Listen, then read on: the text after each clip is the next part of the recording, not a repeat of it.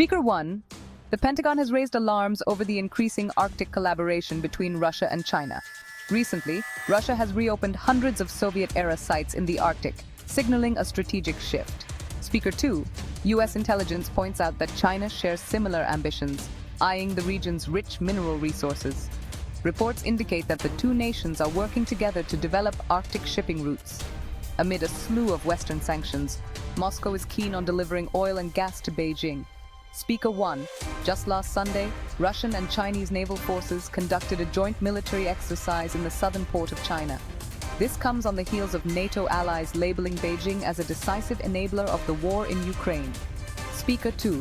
On Wednesday, the U.S. military intercepted several Russian and Chinese bombers in international airspace near Alaska. NORAD confirmed that 2 Russian Tu-95 and 2 Chinese H-6 bombers entered the Alaska Air Defense Identification Zone. The aircraft were detected, tracked, and intercepted by U.S. F-16 and F-35 fighter jets, along with Canadian CF-18S. Speaker 1. This marked the first time both Russian and Chinese aircraft jointly entered the Alaska ADIZ, and also the first time Chinese H-6s have approached Alaska. China's defense ministry responded, saying the air patrol with Russia complied with international law and was not aimed at any third party. Speaker 2. They added that the patrol aimed to test and enhance the cooperation between the two air forces. The Arctic, one of the last untapped areas on Earth, is becoming more accessible due to climate change. Its melting ice is unveiling new shipping lanes and fossil fuel resources, making it a strategic hotspot.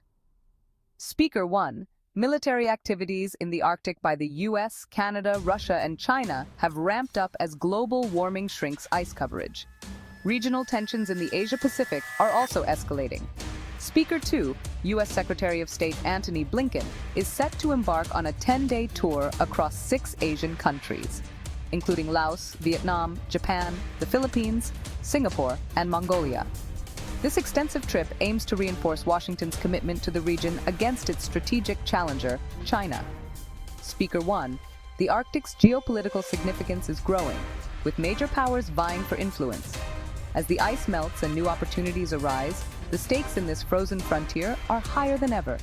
Speaker 2, stay tuned to CBC4 News for the latest updates on this developing story.